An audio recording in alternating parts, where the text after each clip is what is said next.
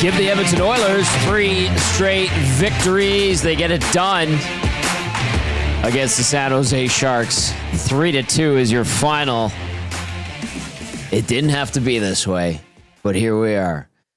Tom Gazzola, Hernan Salas with you. Matt Cassian, our game analyst, will be joining us shortly. It is the GCL Diesel Oil Stream post-game show right here on Edmonton Sports Talk.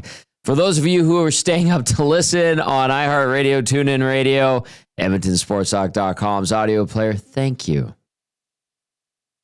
Get a cup of tea, maybe a coffee. We're going to have some fun. We're going to keep it nice and tight, about an hour show. For those of you watching on YouTube, we appreciate you. Hit that thumbs up. You know the routine.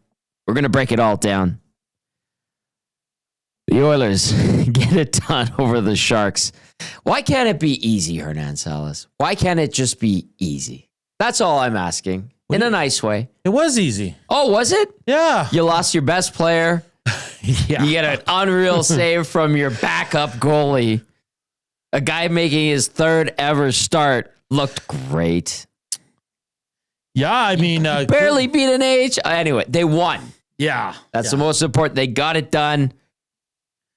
Doesn't matter how, man. They won the game. Kudos to the San Jose Sharks. I thought they were game for most of it. I don't think the Oilers were awful. No. I thought the Oilers had a lot of good looks. Their goalie made a good save. They're at the end with a little bit of help from Kulak.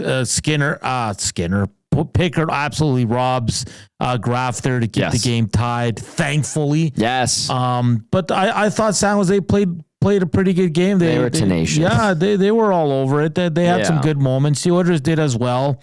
But like you said, the big story is not the W. The big story is the loss of their leader, their best player, Leon Draisaitl. He took that one weird, he kind of fell and kind of landed on his back and slammed his head pretty hard. And then he stepped on the puck and kind of overextended one of his legs. And then off the draw, he went straight off. So concerning, Tom. Sure. Of course. Extremely concerning. This team's already without McDavid and Ekholm. And then you add Draisaitl, who will wait and I guarantee there won't be an update after the game. We can almost guarantee that. I hope that they've had enough time. Chris Knoblauch can say at least something. He won't, though. You know. And if he does say something, we won't believe it. You know why? Because his injury updates are generally way off. Yeah, so whether it's deliberate or not. We'll probably have to wait till Saturday morning when they do their press avail. Yeah. To find out the status of Draisaitl. But all in all, it's 2 points, Tom. Arvidsson continues to score. Very good. Jeff Skinner on the scores again, misses the wide open net. Kasperi Kapanen had a couple of good shifts. Sure. Ultimately didn't do a lot, but who else scored, handled Tom? the puck well. Skinner. Oh, Connor Brown with a beauty. Yeah. On a beauty play by Jeff Skinner as well. So all in all, 2 points. You keep pace with the Kings, who won tonight. But the big story is the health of Leon Draisaitl. Yeah, we're going to dive in. Of course, GCL Diesel, providers of the best diesel engine components around, turbochargers to injectors, fuel pumps to sensors. They are the critical engine component experts, proud to serve Edmonton and Northern Alberta for over 50 years. Get in the conversation. Hit us up. Text line 780-218-9999. And if you're watching the Nasty Chat, of course. Really quickly, we'll do the scoring summary as we welcome in our game analyst, Matt Cassian, to help us break down Edmonton's 3-2 victory over San Jose in the first period, just 6:22 in. Connor Brown with a nice burst. He buries his 9th of the year, and he gets the assist from Jeff Skinner. Nice play by Skinner. Wallman, the secondary assist, making his return to San Jose since the trade. However, Jack Thompson would score his 4th from Wenberg and Ferraro to tie it up at 8:10. To the second period we go. Victor Arvidsson, his 13th of the season on the power play, an absolute rocket on a one-timer from a nice quick touch pass from Leon Draisaitl. Evan Bouchard, the secondary helper, 2-1 Oil at 2:59. The Sharks do not go away feisty on this night at 8:48. Tyler Toffoli, his 28th of the season for Mario Ferraro and Macklin Celebrini. We are even up at 2. However, Jeff Skinner on the redirection, his 15th of the year. Could he hit 20 this year? Ooh. My goodness. Ooh-la-la. Evan Bouchard and Matthias Janmark, the helpers, at 14:57. Jeff Skinner would later hit the post on an empty net. They can't score on empty nets. Man, it's amazing, Tom. It is incredible. Shots on goal, 38-29 in favor of Edmonton. Faceoffs, 57.1 to 42.9 in favor of Edmonton. Power play, 1 for 2. PK, 1 for 1. Hits, 17 Oil, 15 Sharks. Block shots, 15 Sharks, 9 Oil. Officially, 18 giveaways for San Jose to Edmonton's 9. 7 takeaways for Edmonton to San Jose's 3. 3-2 is your final on the scoreboard in favor of the Edmonton Oilers. Let's get Cass in for the breakdown, brought to you as always by South Fort Chev. Buy now, save 0% financing, OAC up to 72 months, or save up to $8,000 on 2025 Silverado 1500s. It's that time of year for seasonal tire change service. Mention that EST sent you and receive an on-rim tire change for $59.95 plus tax. We're also giving a big discount on inspections when you get your tires changed. See dealer for details, www.southfortchev.com. Drive a little, save a lot at South Fort Chev. Our game analyst, Matt Cassian, helping us break it down. Cass, satisfaction, concern, happiness. Where do you fall on this one? Multiple emotions. Satisfaction that they won. They got the job done. They got the win. Terrifying feelings regarding Leon Draisaitl and what that injury looks like. And as you guys said, I don't think we're going to get a good explanation. I don't think we're going to get a good explanation of what it is. Right. But it's terrifying. It's terrifying. If he is really, really hurt, or hurt significantly, and there's not a lot of time left to go before playoffs here. So it's a satisfying yet terrifying win, where we don't know exactly what it is. I'm assuming it's like a groin, hip, abdominal would kind of be it, like hip flexors, groin, or abs. That's kind of my guess. Yeah. And now listen, there are doctors on social media who will clip that play. They do it with other players throughout the league, and they make their assessment through broadcast video, which is in 4K sometimes. Tonight's game was not 4K. It was in HD, though. I don't know. I'm not going, all right, well, this doctor said this and is likely this. I don't play that game. That game. It also looked like a night where Leon was getting bumped and nicked here and there, slipped on the puck, obviously. He was frustrated. He slammed his helmet. It just looked like one of those nights where whatever he did, it just didn't go his way, right? And those are frustrating. Super frustrating. I don't think he would just be like, I'm done with tonight. But I think it helped make it easier that he didn't finish the game. It may have. And let's hope, that's kind of best case scenario is he was just like, yeah, I'm done. Like, I'm hurt. Just get me Screw off. This.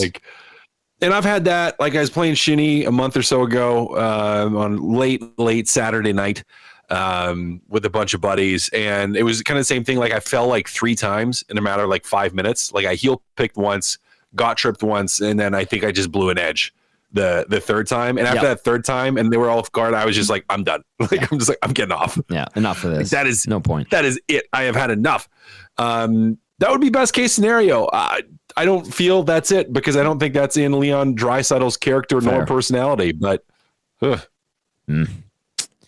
right, let's go to the inbox 780-218-9999. A couple of texts to get to. Troll says Dry's probably fine. No reason to battle through a Sharks game. # never in doubt. Rip City Step says never doubted them. Shanzi says so. Serious question. As Stu Skinner lost his job, Pickard is looking solid, all caps, from Shanzi. Guys, what would you say? I think he's giving he's maybe creating that question within the Oilers coaches, but I just, and listen, I'm not saying I agree with it, but I just can't see the Oilers coaches management going away from Stewart's. I can't. I'm with you on that. Pickard's been awesome. He's been very good. Yeah. That was his 20th win of the season. Cass, what say you?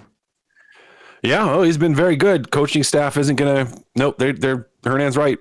They're still going to view it as Stuart Skinner's job. Mm-hmm. Now, what it does do is I think it gives Stuart Skinner a shorter leash. Yes. Particularly in the playoffs. Fair point. Good point. Right? Like if he chunks it in game 1, might get pulled in game 2. Right, like I think it just makes it leash shorter in the playoffs, but I still think it's viewed as Stuart Skinner's. What's Sorry, the all you nasties, 780? but I know are freaking out. Yeah, they're all 218-9999. Get to the is the nasty chat freaking out? Is that what you're saying? Problem. Oh yeah, well, they're always freaking out. It's just they do that. The same two, you know who? The usual suspects. Yeah. But I will say, a great point by Cass. I think now Skinner struggles. Let's just say game one. I don't think they wait until the team's down 2 or 3 games to make that move. Yeah. But again, it's that old saying: you don't lose your position to an injury. So he lost it because he was injured. Dirty Curdy chiming in says, shut Leon down unless he's 100%. Our new starter was excellent. Dirty Curdy said it. Let's go to Spruce Grove. Rick says, boys, looks like the same leg, quote unquote, he hurt 10 days ago. Yeah. I don't know. I honestly don't know. I'm not going to even pretend to assess it. And listen, in the intermission, I thought Stoff made a good point. Like he went back like a couple of years ago when Leon was playing with a like pretty much high couldn't walk, sprain. High ankle sprain. Like this guy's pain tolerance is next level. Like, and yeah, we're hoping he's just like guys like maybe I'm feeling it again or whatever he has, and he said, hey, let me sit out the rest of this game. We'll reassess heading into Saturday. But yeah, it is concerning, guys. Knock on wood, everybody, right now that it's not too serious. But you got to think if it's going to bother him just a tad, they're going to sit him out for the rest of this road trip. There's no need to push him right now. That's fair. Oilers win 3-2 over the San Jose Sharks. Let's look at the positives here, Cass, tonight in this one. Looks like Victor Arvidsson has awoken, finally. Yeah. I surprisingly pointed it out when I was reading the scoring summary. Jeff Skinner now at 15 goals. I thought guys stepped up. Connor Brown had a few moments. Kapanen had a few moments. Kapanen had a few moments. Podkolzin looked all right. Like, is there some encouraging signs that we're getting from this team right now? Well, I think the most encouraging was the one you led with in Victor Arvidsson coming alive, as it were, and actually putting the puck in the back of the net and contributing and regularly doing that, like stringing some games together where we just didn't see that for a good, big, long chunk of the season. We just got nothing from him, nothing. But he's woken up, which is a great thing. So, him finding a way to work to the front of the net and, good placement on that goal again today. Great shot. Coming into the high slot, like a great shot. That's a good thing, I would say. Some of the other guys you mentioned, like Kapanen, okay, well, he had a pretty good game last game, and yeah, he was okay today. And, Brown and Janmark seem to have a little bit more of that playoff energy today, which was, again, also a positive. But the biggest one for me is that Victor Arvidsson.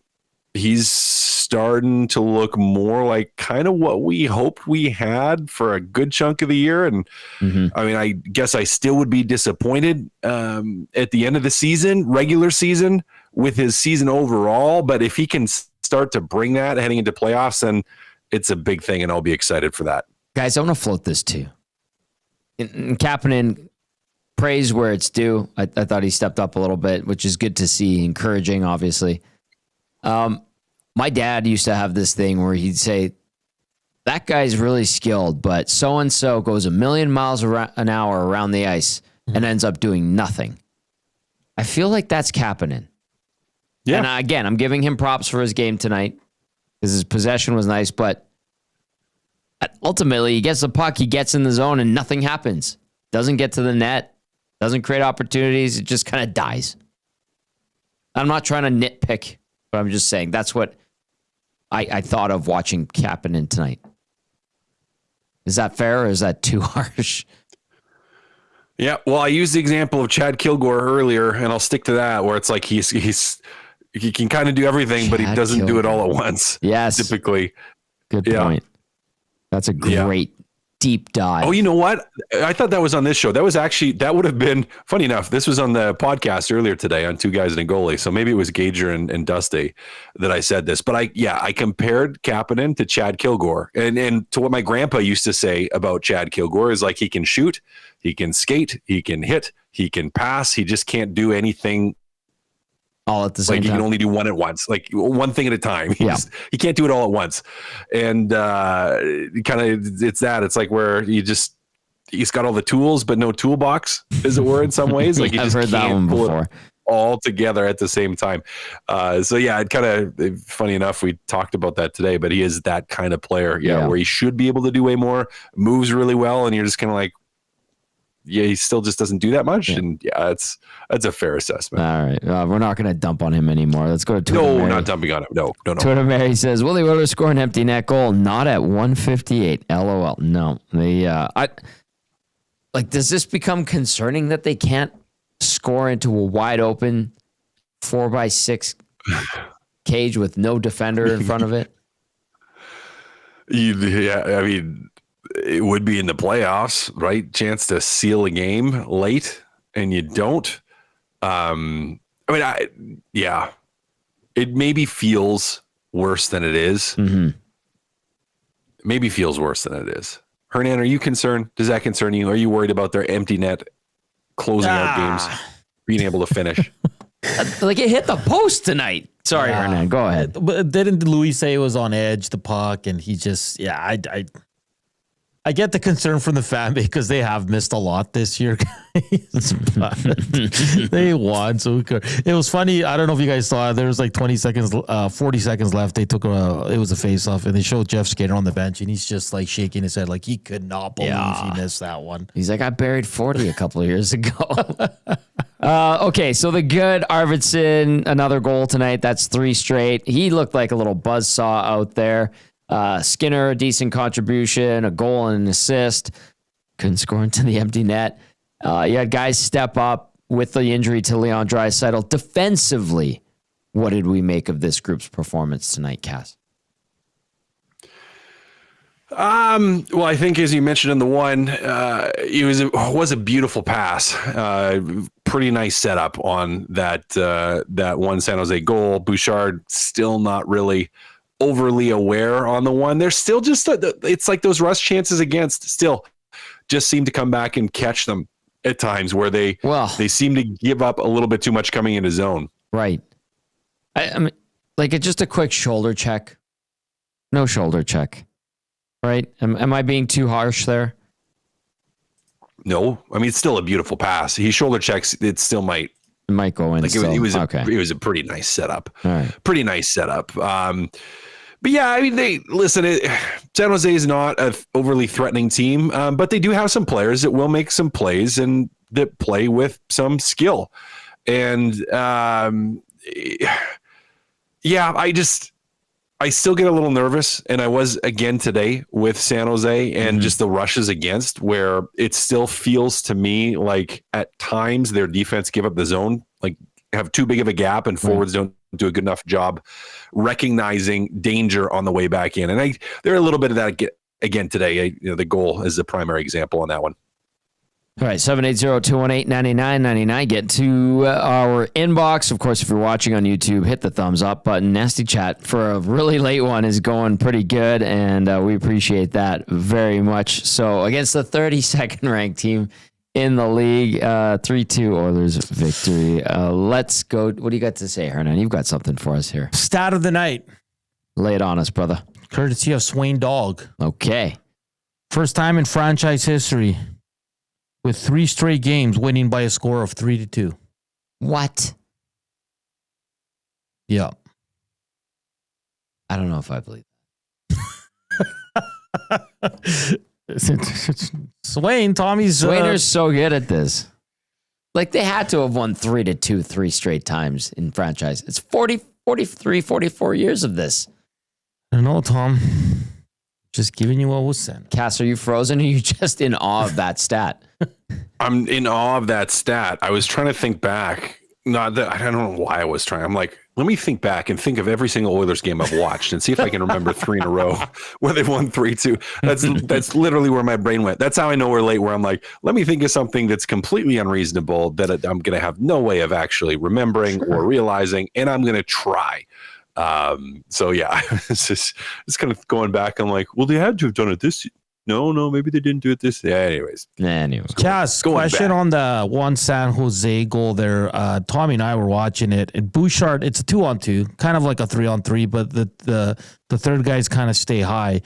Bouchard not once looks over his shoulder to see Toffoli. Not once. And that was probably one of the worst plays of the night for the Oilers. They didn't have many, but what did you make on that play? It's just frustrating to see Bouchard again kind of just get caught puck watching.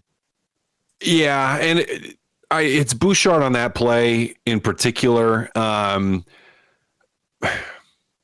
it's happened to a lot of different guys. Like it's not just Bouchard that's happened to. It was a really nice passing play. Like Celebrini's play was nice, kind of pulls everyone in. Yeah. But for Bouchard, you have to think of this, like for Evan Bouchard, it's not just the shoulder check, it's the leaving there, because I know he sees, and when he's pivoting and opening up, he sees, I think it's Podkolzin on the wrong side, or that might be Ryan Nugent-Hopkins on the wrong side in the middle there for Ferraro. And so his thought is, well, I kind of have to slide into a 2-on-1 position and rush over, but he doesn't recognize it all. And you're absolutely right. Like from the red line all the way in, he doesn't look that direction once. And then all of a sudden it's a spin around and he's like, oh, off his heel. So yeah, it wasn't pretty. He shoulder checks once, it's fine. And it just kind of, you're going to throw it on the pile because of Bouchard's play as a whole on the season. Otherwise, if it was, for example, if it was, I don't know, Darnell Nurse at this point in this year, and he did that, we'd be like, oh, just a, one bad play, whatever. No big deal. But Bouch has done a few of those. Update on Draisaitl from Coach. Yes. You will not be surprised. No. From Coach Knoblauch. No update. But I'll know more tomorrow. Fantastic. All right. Secondly, Tommy was joking around when we started. There's going to be a lot of doctors on Twitter. There is a doctor on Twitter saying likely a growing strain for Draisaitl. Can't judge by video, but hopefully lower grade and day to day from a legit doctor on Twitter. Yeah, but still, man, like, why do we even bother? He's not in there. He's not talking to the guy. I just think it's hilarious because you brought it up, and I'm literally on Twitter, and there's a doctor talking about his injury. All right. I mean, if he's right, we'll give him kudos. Of course. Yeah. But he's probably... he's a doctor, man. These are very, very intelligent. These are the smartest people, the people we trust. But like, let me just look at this again. I think, I don't know. Yeah. I don't know if I feel I'm leery frame by trusting. frame. Yeah, I'm leery of trusting that. Anyway, what was I gonna hit on? Oh, Bouchard checking his stick after that goal, by the way, too. Did you catch that? those are always the best. Like, it went right through. Yeah. There's that hole.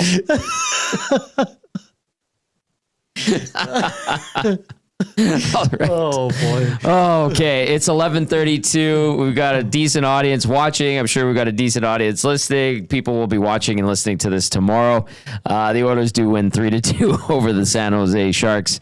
How do we look at tonight's performance going into a big game against your likely first round opponent, Cass, on Saturday in the LA Kings, 2:00 start our time?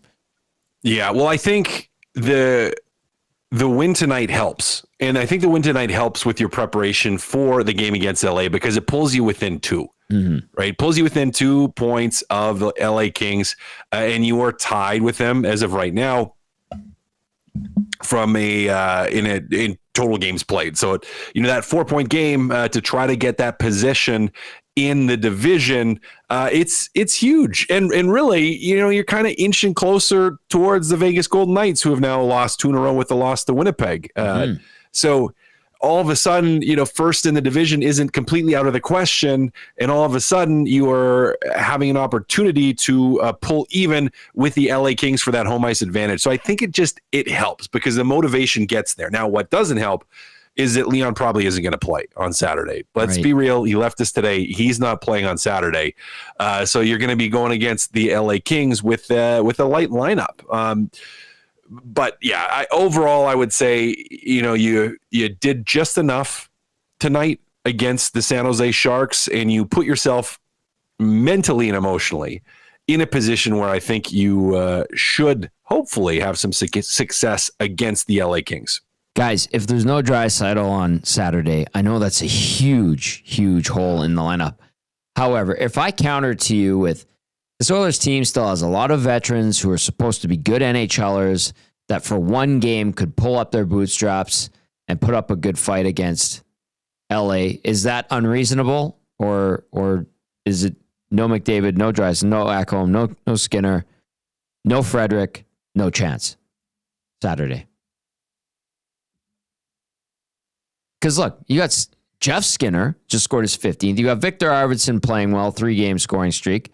You've got Ryan Nugent-Hopkins, who's played responsibly, had some stretches of good offense. Zach Hyman's been all right. You have Adam Henrique, who's capable of elevating his game. You have Matthias Janmark, who's doing it, the janitorial services that he provides at an expert level. Connor Brown, that was encouraging. Like you got Corey Perry, former Hart Trophy. Like you have good players. Yeah. Still, they might not be young and in their prime, but they're still like for one afternoon in LA. Can they give you something?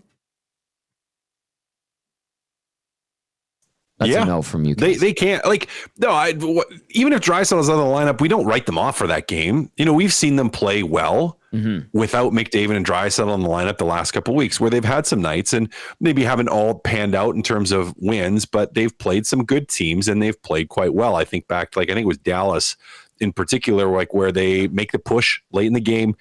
They don't end up winning, but they played a very, very solid game. Now, next night they were out of gas. They had nothing left. They played horrible against the Seattle Kraken. But the night before with Dallas, it was a good game.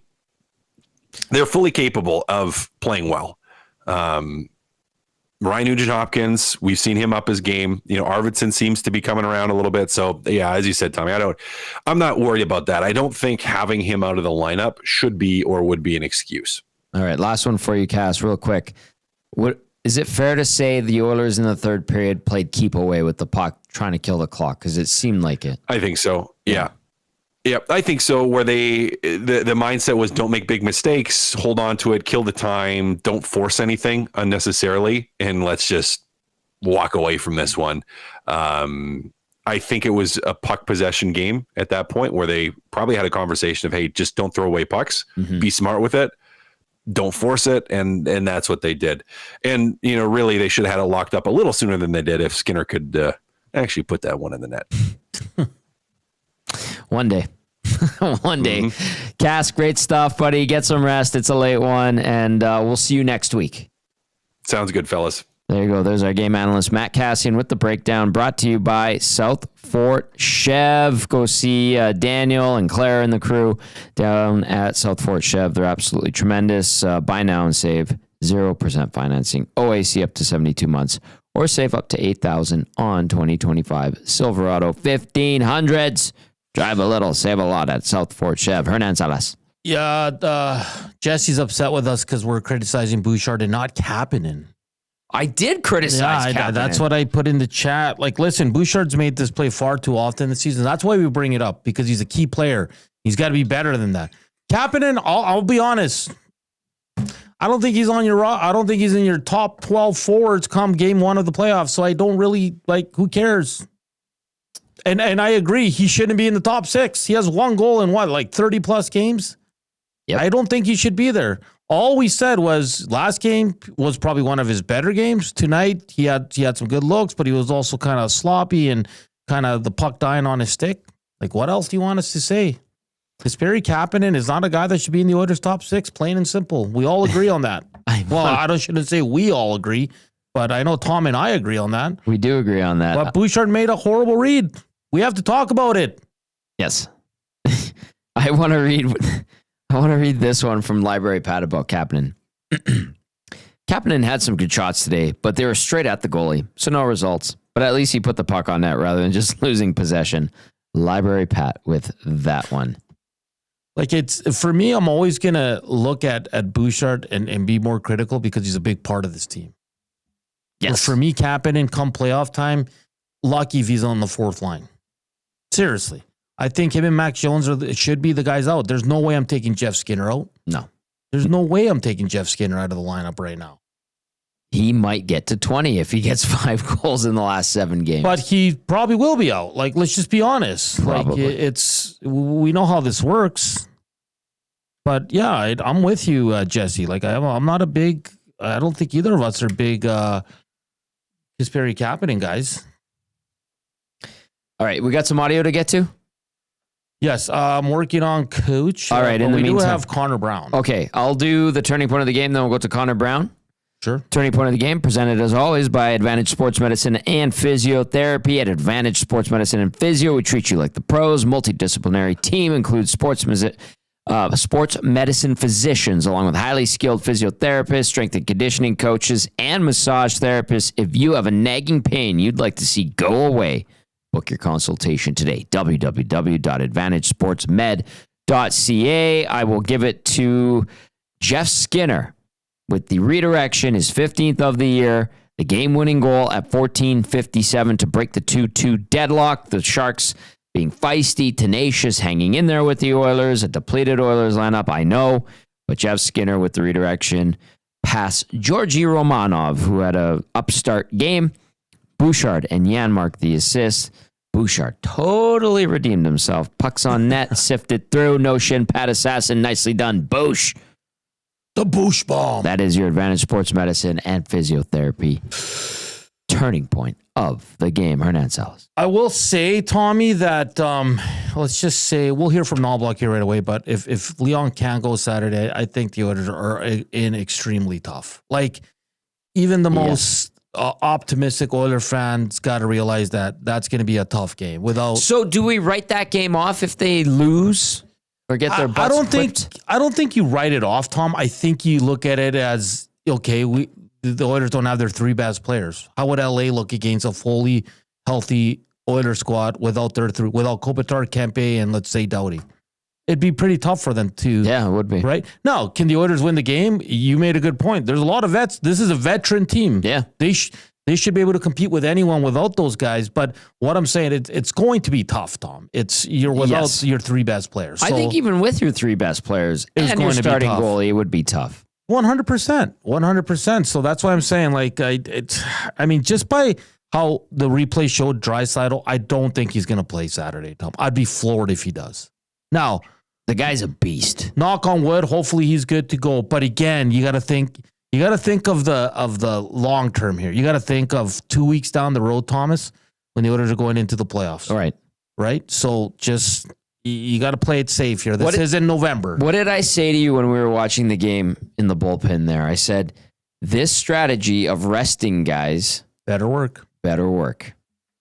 Well, okay, But Tom, I don't mind it, and I understand it. so do you okay, obviously these guys are hurt, right? Yes. But do you believe it's more of we're resting them? I little bit feel more? like it is. Okay. I feel like it is because they're in a position, they're going to lock up their playoff spot right away. They likely are going to face LA. They feel like they can get through with the guys who are super healthy and don't need to sit out. I think they're making sure their big guns have as much in the tank as possible so that they don't run into trouble like they did at the end. McDavid was not healthy. Dave Pagnotta was saying it in the playoffs. Everyone was talking around him that he might need surgery. There were people putting out reports saying that wasn't the case. He's been nicked up all year. Yeah. He's out right now. Okay, Tom, so the Oilers, the Golden Knights, and the Kings all have 75 games played. Yep. Okay. The Kings are only 3 points back of the Knights. Okay. Yeah. So, I wouldn't. Now I'm thinking, man, LA can catch the Golden Knights. If they win Saturday. If they win Saturday, boom, they're right back in it. Let's see who Vegas has next. I think Vegas, it's a Pacific heavy finish for all the teams. So they got the Flames on the road on Saturday night, which is not a gimme game because the Flames are feisty as hell. They're and they're feisty. fighting for their playoff lives. Well, they're done. Let's not. So LA can still St. Louis won again tonight. Yeah, 11 straight.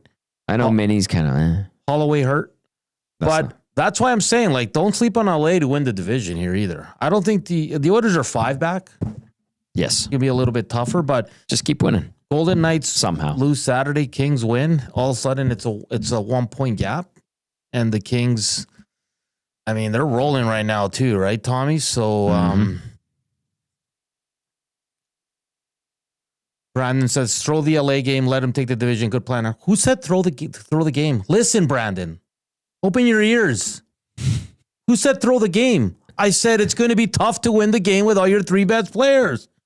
Good. Like, just turn How can you tell it's late? Just turn what I say into your own narrative, I guess. Yeah, I'm saying throw the game. Throw the game, Tom, because Draisaitl's not there. Jesus. I'm out, man. Oh, you're going to Draisaitl this post-game show? Show me my lighter. Somebody get this guy a cigarette. Well, like, come on. Like, if you're sitting here and you honestly think the game's not going to be tough without Leon Draisaitl on Saturday, you're fooling yourself. And I'm not saying they can't win. I just said they could win. I just said it was going to be tough. I just want to hit one thing in the nasty chat here. The Dark Wolf says Bear was looked down upon because he was Indigenous. That is the biggest pile of crap I've ever read. He was not. 100% not. So don't use that. Thank you. Why are we talking about Ethan Bear? I don't know. They're comparing him to Stetcher, but the Dark Wolf, that is such BS. Oh, man. Anyway, let's get to the locker room. Who are we hearing from first? Coach Knoblauch.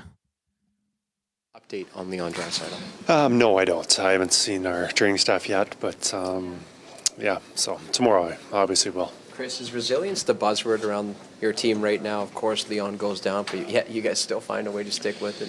Find a way. When you're losing your best players, guys have to step up. They have to play, and I think,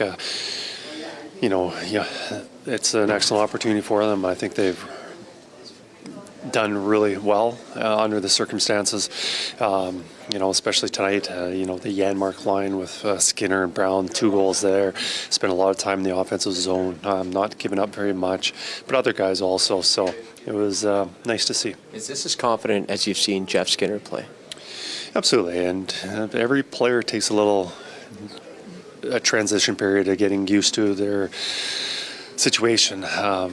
Especially younger guys, and it can happen to older guys too, who played 1,000 games. But when you're coming in, you got a new coach, a new system, new teammates, new city, and I think certainly since those injuries to McDavid and Leon, that we've had to rely on other guys more, and he has really elevated his play. I'm assuming with the save coming on the bench side of the ice where you were standing, you had a perfect view of Calvin Pickard's blocker save with 55 seconds. What was going through your mind when you saw the open net? And that hopefully make another big save like he did against Vegas, sliding across and a little breakdown there. And other than the, a couple times in the third period, but I thought we did a pretty good job of playing the right way and limiting their opportunities. They did have a couple good ones, but overall I thought it was a good effort. You're starting to get some things come around. Arvidsson starts scoring fairly regularly. Skinner's playing the best he's played. Your defensive game's excellent. Other than your top 2 guys being hurt, are you pretty happy with what you got going in the playoffs? Well, we also, have a Trent Frederick to add to our lineup too. That would be nice when he's available. But like I said, I think you never want to miss those guys. You never want your top players not to be playing, because every time they're not in, it decreases your chances of winning, because they're good players, obviously. But what happens is other guys have some opportunities to play, get some confidence, hopefully score some goals, and then because we're going to need them in playoff time. Just saying, if Leon doesn't play in LA, is there a chance Frederick could? No, I don't believe he's ready that soon. All right, so Coach, you play a team that's in the bottom of the standings like this, and you're going to play them twice this month. So when they play you this well, is there the chance of a trap game? Well, absolutely. But I don't know. You got to be careful what trap games are, because the NHL is so competitive, and it's not that any game is ever easy. You see a team in the top of the standings, they can get beat by the good team at the bottom just because of team plays really well. The better team might not play well. The goaltender might be hot, whatever it is. But careful using the trap terminology, but definitely that's a team that is capable of beating us. We've had 2 one-goal games against them so far, and I think anytime we can be beaten by them. All right, there was head coach Chris Knoblauch on his team's 3-2 win over the San Jose Sharks. No Trent Frederick, no update on Draisaitl, and he was happy with the team's resolve, sticking together and getting the win over the worst team in the National Hockey League. Really quickly, Hernan, because I addressed what the Dark Wolf claimed in the nasty chat. Yeah. When I said he was not looked down upon, Ethan Bear, because he's Indigenous, that's what the Dark Wolf claimed. I was saying that from like within the organization and the team standpoint, assuming that was where the Dark Wolf was coming from. Now, when things went south and the team lost, I think it was the 2020 playoffs against Winnipeg. The stuff that was said to Ethan, especially online, was absolutely disgusting. Yeah, it was. So I just want to clear that up. I think we were working together then. That was we were, and that is not. Nobody deserves that. First of all, and he's a good guy. Great guy. I've known him since he was 17, 18 years old, and nobody deserves that. He didn't deserve that, but people are idiots when they can hide behind an avatar and not have to face the music in real life. I got to see him play when I was doing the Old Kings games down at Rexall. Great player for Seattle, was it? Yep. Yeah. Thunderbirds. And I'll be honest, I was a big Ethan Bear guy, man. I didn't like the trade at the time for Fogle, I'll be honest. I hope he can find his footing again because there is an excellent player there, Tommy. And I know after leaving Edmonton, it hasn't really worked out for him. But him. And I just remember watching him and Caleb Jones Jr. and both stood out because they were almost a step above. So I also want to say to Brandon, sorry for losing it there. Brandon Patricio, maybe you're just trying to get me all riled up. He did get you riled up. It was fun to watch. I'm not going to lie. No, because he goes, well, he responded, but it's way back in the chat now. I can't find it, but he was just laughing and saying it's all good. No, it's all good. Listen, I'm never truly mad. I just get, what's the word? Spicy? You get feisty. And I know I said open your ears. I meant to say clean your ears, but I was just riled up, man. Bear playing for the Hershey Bears now, by the way. Sorry? Ethan Bear's playing for the Hershey Bears. Oh, what are his point totals? I don't know. Let's focus on this game. All right, let's go back inside the locker room in San Jose. Who's up next here, Hernan? Let's go with one of the goal scorers for tonight. CB, Connor Brown. So you guys showed once again, of course, Leon goes down, but you guys stuck with it and come out on top tonight. Yeah, I mean, it's nice to show the depth of our group. Get performances from different guys. They got to show up offensively, and so, I thought it was a good win. We hope he's okay. Is resilience the buzzword right now around this team? Yeah, I think so. I mean, we're having fun. It's nice to get on the road with the guys, especially with some new guys coming in and get to know each other and have some fun. And so it's obviously nice to string a few wins together, keep it going. Take us through your goal and that pass by Jeff Skinner. Yeah, I just built some speed in the neutral zone when I went D to D, and so I was able to Skins found me through the middle there, and I was able to keep my speed and glide by, and nice to finish a B-way. What is it about this team that always seems to step up in big moments, especially when the games start mattering in the months of March and April? Well, I think we believe in ourselves. I think we believe in our group. So, I mean, I think that's our core value that shines through in big moments. What was going through your mind when you saw Calvin Pickard come across on that blocker save? He's a rock for us. I mean, competes hard. Obviously, he deserved that win tonight, and obviously, I don't think we should be giving up those kind of opportunities late in the game. But he was there to bail us out again.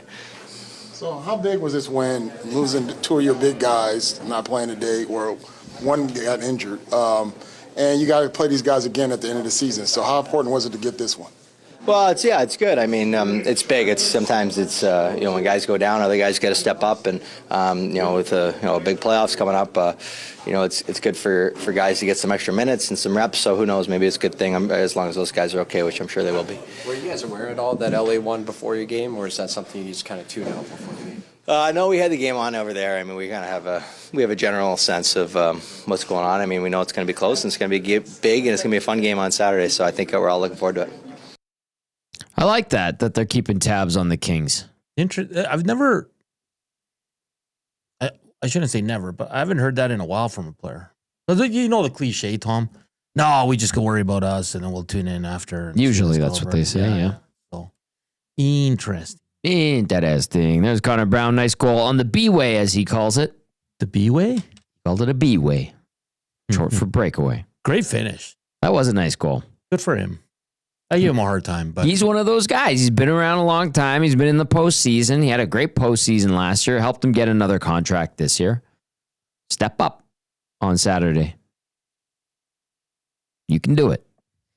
780-218-9999. Get to the nasty chat as well. Taxman texting in saying, boys, you begin to wonder if all these close games and long playoff runs have started to catch up with the Oilers. They aren't even able to put teams away and just coast even against quote-unquote weak opponents. Leon and Connor have to play full tilt minutes every night. What do you guys think? Taxman, yeah, they were riding them for like 25 plus minutes like a month and a half ago. Mm-hmm. And they're not young boys anymore. They're not young NHLers. They are approaching their 30s. There's a method to the madness. They have to be more meticulous with how they go about their business. And that's what I think is happening now with this rest that they're getting. They recognize and appreciate and utilize the time off. And I don't know how to feel about these close wins. Edmonton plays, the most one-goal games in the NHL. And, they've had the most overtime and shootout wins in the league this year. Is that them being comfortable in tight games? Or is it, like Taxman said, not being able to put teams away? I love the concept of going out there, dictating the game, and beating a weaker opponent, and you knew it was a sure thing. I love that. I think great teams are able to do that. This team really hasn't done it that much this season. Is that fatigue? Maybe. I think it's certainly a possibility. Is it something to worry about and have concern over? Yeah, a little bit. Can this team put it together, or are they just saving it for the playoffs? I wonder. I have my doubts. Yeah, but I want to give them the benefit of the doubt. I don't think you can just jump with all these injured guys into game one and be like, we're good. Like, it takes time. And I think also, Tom, sometimes we got to give credit to the other team. And I don't want to give the San Jose Sharks any, outside of them playing hard and feisty. That team sucks. Okay? No, I know. That's a crappy team. Like Knoblauch said, he goes, sometimes, those teams show up and they play and they grind and they make it hard for you. And listen, I think the Oilers, after they scored the first goal, kind of sat back a little bit.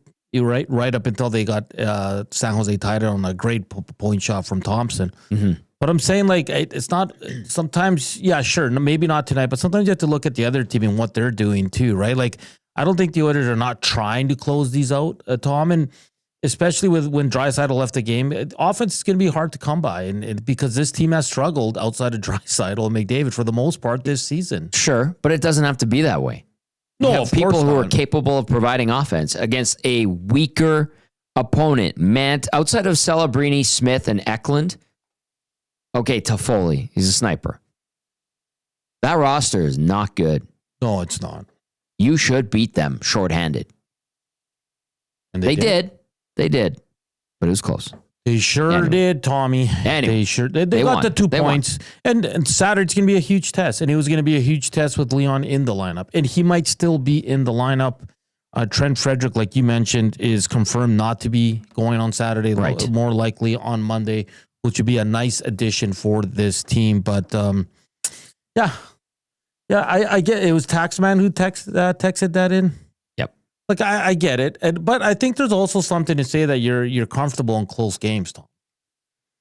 Yeah, and they did that a lot last year in the playoffs, right? Mm-hmm. A lot. I don't know. It's still like I get nervous. I'm like, oh, you guys should be beating this team. Like, come on, you're better, quote unquote. I'd like to see the records of the other top teams in the league, and I'm being serious here. I'm not trying to like mock anything. In one-goal games? In one-goal games, and not just that, up. Tom, against weaker opponents. Like, let's say the bottom 10 teams of the league. And, LA's lost to San Jose twice this year. Yeah, so that's what I mean, though. Like, in LA, do they overreact the same way? Like, people are not happy that they won tonight because it was 3-2, right? They wanted to see a bigger gap, and I understand that, but I'm intrigued to see what Vegas does, what Washington does. Like, and on the other note, like you were talking about fatigue, like I look at if the Oilers want to be contenders for a long time, Tommy. Like, look at Tampa Bay; they went to 3 straight finals, and I know it was the bubble, but it was still hard, right? Florida's gone to back-to-back titles. Look at them this year; they're fighting for the division.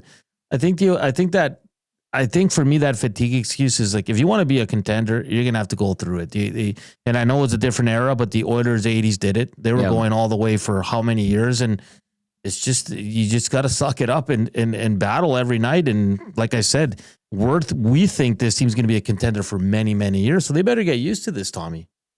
I have 1-goal game winning percentage. Okay.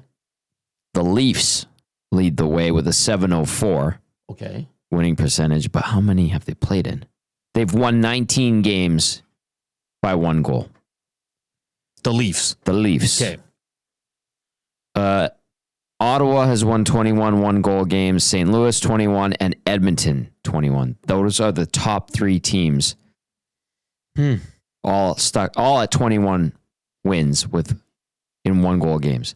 Toronto has 19, the Flames 17, Dallas also 17, Winnipeg 17, Montreal, Florida, Colorado, Vancouver, Anaheim all have 16 wins in 1-goal games. So the Oilers are tied for the most. Their winning percentage in 1-goal games is .583. So you said Winnipeg was one of the teams? Yes. Okay. Do you think in Winnipeg they're concerned about them playing that many close games? Not as much. I'm sure there are some that look at that and go, interesting. Yeah. That worries me. With all the offense they should have. They do have great offense in Winnipeg. The Oilers have have 9 wins in 2-goal games. 13 wins in 3-goal games. Interesting. Edmonton, 10 losses in 1-goal games. Okay. That's interesting. There you go. NHL.com stats section has been overhauled, which is great. You can find stuff like that. So I was able to pull that up really quickly. All right, we have a few minutes left. Text us 780-218-9999. Get to the nasty chat. Gazzola and Salas bringing you home. We are into Friday.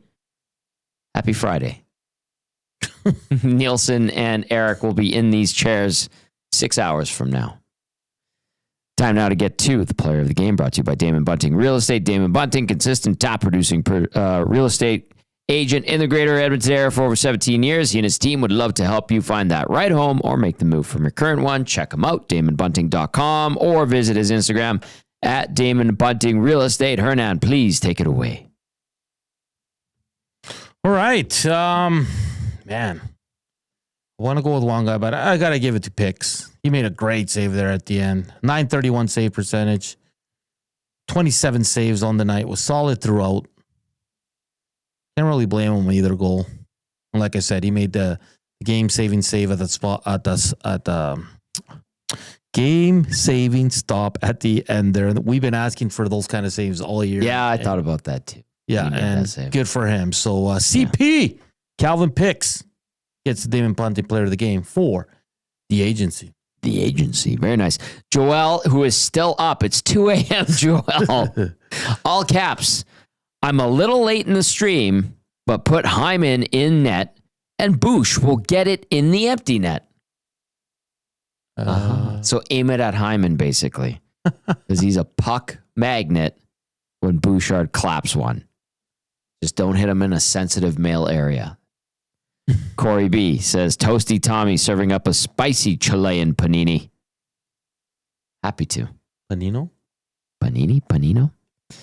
Let's see. Brandon says, you don't lose your starting job due to an injury. That was a quote from Drew Bledsoe. Also follows up with, if it was game one of the playoffs, they would all be in. Maybe not Stu Skinner, but I think there is no point in playing through the pain at this point. Get 100% closer for the real season.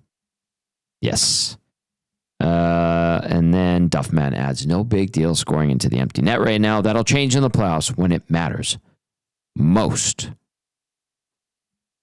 Big Hugh with a good point. How many of the 1-goal games could have been 2-goal games if they all don't miss empty netters?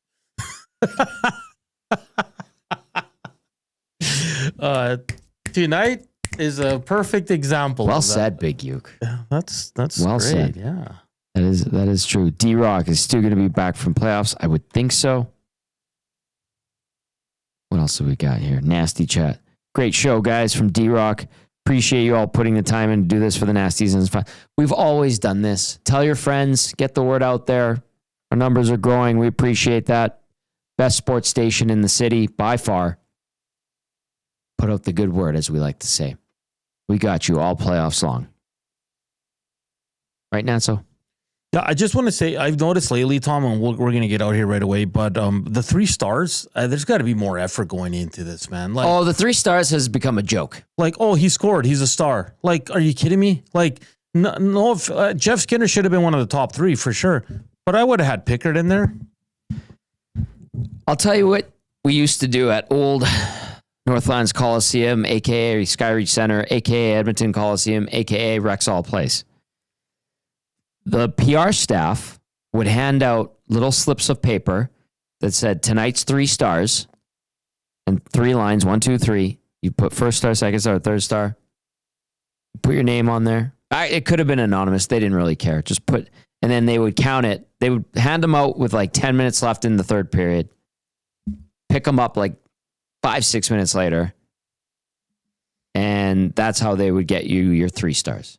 Yeah, that's because even here in Edmonton, like it's, if you score, you're a star. And it's like, okay, like a player can score, Tom, but doesn't mean he's been the best player on the ice that night. Right. Do you know what I mean? And I do know what you mean. I look at the stars tonight and I'm like, Thompson because he scored, Toffoli because he scored, Jeff Skinner because he scored. Yep. But I thought Arvidsson was the best Oiler. Yep. Calvin Pickard was fantastic. Great. Georgi Romanov had a big night. Georgie was good. Yeah. Looking for his first NHL win. Yeah, like they don't do that anyway. At least they don't do it here.